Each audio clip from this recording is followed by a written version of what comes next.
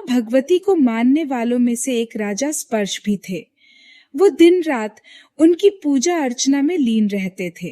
राजा को किसी चीज की कमी नहीं थी, बस उन्हें बच्चे की ख्वाहिश थी।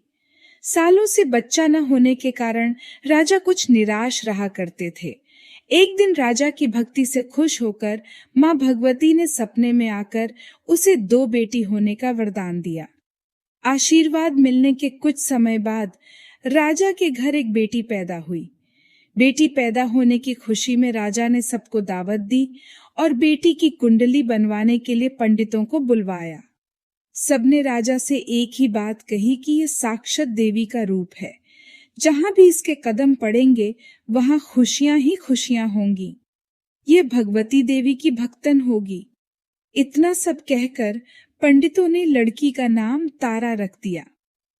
कुछ समय के बाद मंगलवार के दिन राजा के घर एक और बेटी पैदा हुई। ज्योतिषों ने उसकी भी कुंडली बनाई और उदास हो गए। राजा ने जब उनसे उदासी का कारण पूछा तो ज्योतिषों ने बताया कि ये लड़की आपके जीवन में खूब सारा दुख लेकर आएगी।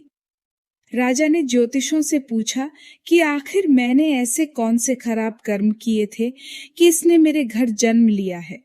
ज्योतिषों ने बताया कि आपकी दोनों बेटियां राजा इंद्र की अप्सराएं हुआ करती थीं। इनमें से बड़ी बहन का नाम तारा और छोटी का रुक्मन था। एक दिन ये दोनों मिलकर धरती की सैर करने के लिए गईं। दोनों ने ही वहां पहुंचकर एकादशी के दिन का व्रत रखा। तारा ने अपनी छोटी बहन से कहा कि आज एकादशी का व्रत है, इसलिए बाजार जाकर कुछ ताजे फल ले आओ, लेकिन वहां कुछ खाना मत। रुक्मन बाजार फल लेने के लिए चली गई। वहां उसे मछली के पकौड़े दिखे। उसने झट से उन्हें खा लिया और अपनी दीदी के लिए कुछ फल ले लिए। रुक्मन से तारा ने पूछा कि तुम अपने लिए फल क्यों नहीं लाई? उसने जवाब दिया कि वो मछली के पकौड़े खाकर आई है। तारा ने गुस्से में कहा कि तुम पापीन हो। एकदशी के दिन तुमने मछली खा ली। ऐसे खराब कर्म के लिए मैं तुम्हें छिपकली बनने का श्राप देती हूँ। अब उसी जंगल में तारा की बहन छिपकली बनकर रहने लगी। वहां एक जाने माने ऋषि गुरु गोरख भी अपने कुछ शिष्यों के साथ रहते थे। उनके शिष्यों में से एक बहुत ही घमंडी था। अपने घमंड के चलते वो शिष्य कमंडल में पानी भरकर एकांत में बैठकर तपस्या करने लगा। तभी एक प्यासी गाय वहां आ गई। उसने सीधे अपना मुंह उस कमंडल में डाला और पानी पी लिया। पानी पीने के बाद जैसे ही गाय अपना मुंह बाहर को निकालने लगी तो कमंडल नीचे गिर गया और ऋषि का ध्यान भंग हो गया। ऋषि ने देखा कि गाय पानी पी गई है।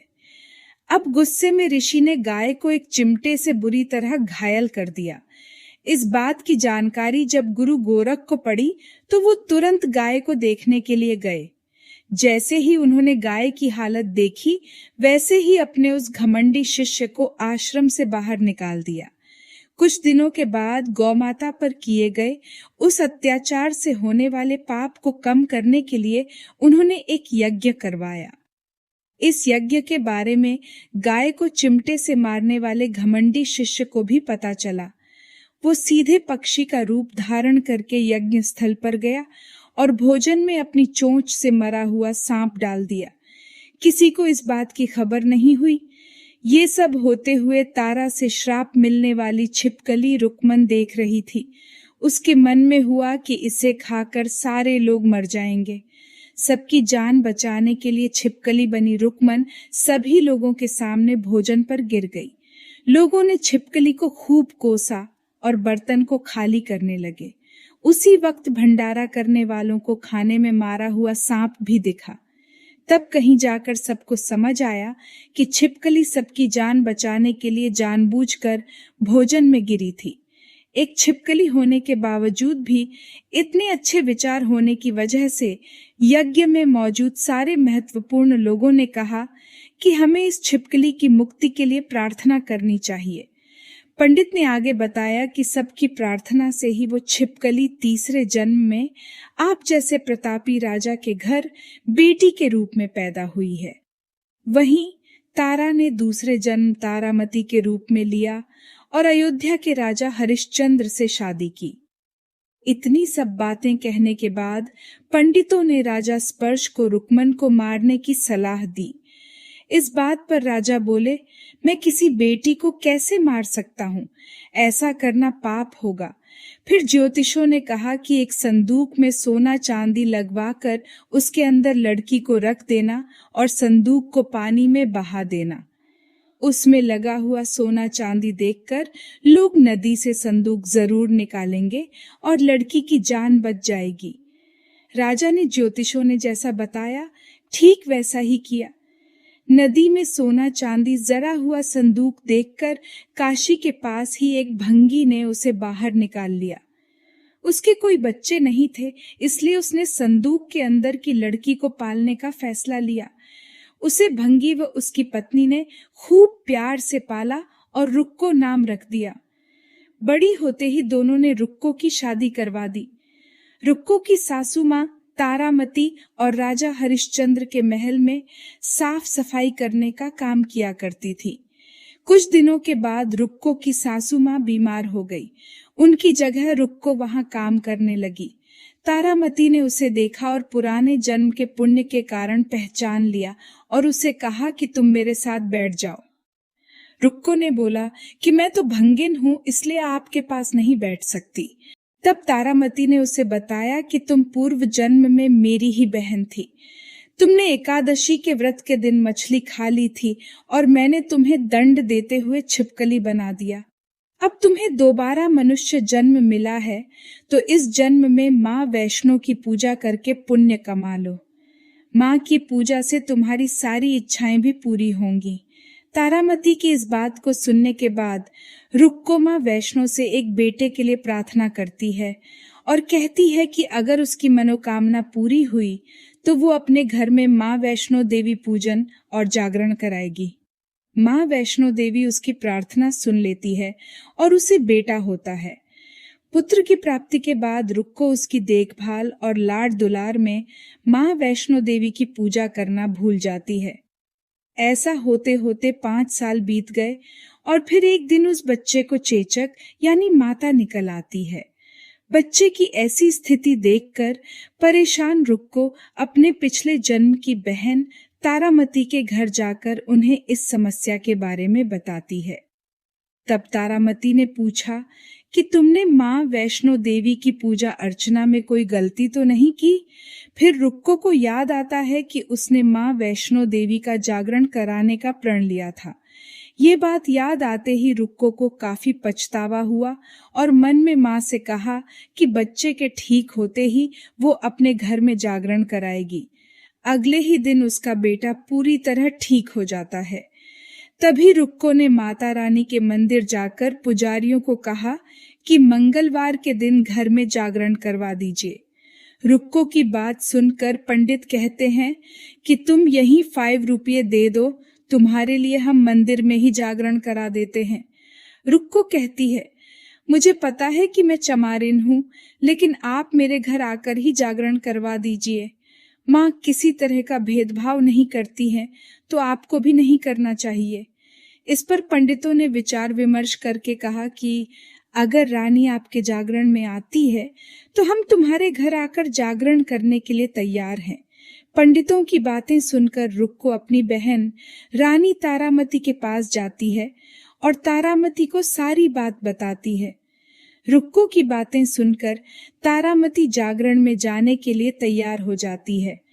इस बात को बताने के लिए रुक्को जब पंडित जी के पास जाती है तब उनके बीच की बातों को सेन नामक नाई सुन लेता है। फिर वह राजा हरिश्चंद्र को जाकर सारी बातें बता देता है। राजा के मन में हुआ कि रानी को नीची जाति वालों के घर जागरण में नहीं जाना चाहिए।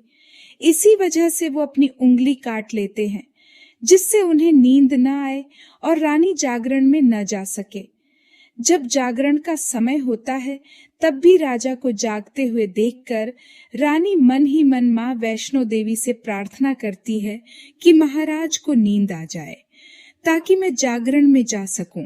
रानी की प्रार्थना के कुछ ही देर बाद राजा को नींद आ जाती है। फिर रानी तारामती रोशनदान में रस्सी बांधकर महल से नीचे आकर रुक्को के घर चली जाती है। इसी जल्दबाजी में रास्ते में ही रानी का रेशमी रुमाल और एक पांव का कंगन गिर जाता है। इधर कुछ वक्त बाद राजा हरिश्चंद्र की नींद टूट जाती है। नींद खुलने पर रानी को अपने पास न देखकर राजा उसकी तलाश में निकल जाते हैं। रानी को ढूंढते ढूंढते उन्हें रानी का रुमाल और कंगन मिलता है। रानी की चीजों को अपने साथ लेकर राजा जागरण स्थल पहुंचते हैं और एक जगह चुपचाप बैठकर जागरण सुनने लगते हैं। माँ वैष्णो देवी के जयकारे के साथ जागरण खत्म होता है और सभी को प्रसाद दिया जाता है। तब रानी अपने हिस्से के प्रसाद को झोली में डाल लेती है। रानी के ऐसा करने पर लोग उनसे पूछते हैं कि वो प्रसाद क्यों नहीं खा रही हैं। अगर आप प्रसाद का सेवन नहीं करती हैं तो जागरण में आए लोग भी प्रसाद नहीं खाएंगे। तब रानी बोलती है कि वह प्रसाद राजा के लिए था, अब आप मुझे प्रसाद दीजिए। फिर अपने लिए प्रसाद लेकर रानी सबके सामने उसे खा लेती है। रानी के प्रसाद खाते ही जागरण में मौजूद सभी भक्तों ने भी प्रसाद खाया। उसके बाद रानी महल के लिए निकल जाती है। तभी रास्ते में ही राजा उन्हें रोककर पूछते हैं कि तुमने नीच जाति के घर प्रसाद खाकर खुद को अपवित्र कर लिया है। तुमने मेरे लिए भी प्रसाद रखा है, अब तुम मुझसे मुझे भी अपवित्र करना चाहती हो। अब मैं तुम्हें अपने महल नहीं लेकर जा सकता। यह बोलते हुए जब राजा रानी की झोली को देखता है तब उन्हें प्रसाद की जगह गुलाब, चंपा जैसे अनेक फूल और कच्चा चावल व सुपारियां नजर दिखती हैं। इस चमत्कार को देखकर राजा हैरान हो जाते हैं। फिर राजा चुपचाप रानी को अपने साथ लेकर महल पहुंचते हैं। वहां रानी बिना माचिस के ही माता रानी के सामने दीप जलाकर राजा हरिश्चंद्र को और हैरान कर देती है। फिर रानी बोलती है कि माता के दर्शन करने के लिए बहुत बड़ा त्याग करना पड़ता है। इसके लिए आपको अपने बेटे रोहिताश्व की बलि देनी होगी, तभी माँ दुर्गा आपको साक्षात दर्शन देगी। यह सुनकर राजा के मन में माँ के दर्शन की इच्छा होने लगी, जिसके लिए राजा अपने पुत्र की बलि दे देते हैं। बलि देने के बाद माँ दुर्गा शेर पर सवार होकर प्रकट हो जाती है। उन्हें देखकर राजा हरिश्चंद्र काफी खुश हो गए और माँ दुर्गा ने तुरंत राजा के बेटे को दोबारा जिंदा कर दिया। इस चमत्कार को देखकर राजा हरिश्चंद्र खुश हो गए। तभी राजा ने माँ की पूरी विधि से पूजा करके उनसे गलतियों की माफी मांगी। माँ दुर्गा ने भी राजा को खुश रहने का आशीर्वाद दिया और अंतर्ध्यान हो गईं। तब राजा ने तारा रानी से कहा कि मैं बहुत खुश हूँ कि मुझे पत्नी के रूप में आप मिली हैं। फिर राजा हरिश्चंद्र, तारा रानी और रुक्मन तीनों अपनी मनुष्य योनि से छुटकारा पाकर देवलोक में चले जाते हैं। तो दोस्तों, कैसी लगी आपको ये तारा रानी की कहानी? अच्छी लगी तो लाइक करें, शेयर करें और कमेंट करके हमें जरूर बताएं। जय माता दी।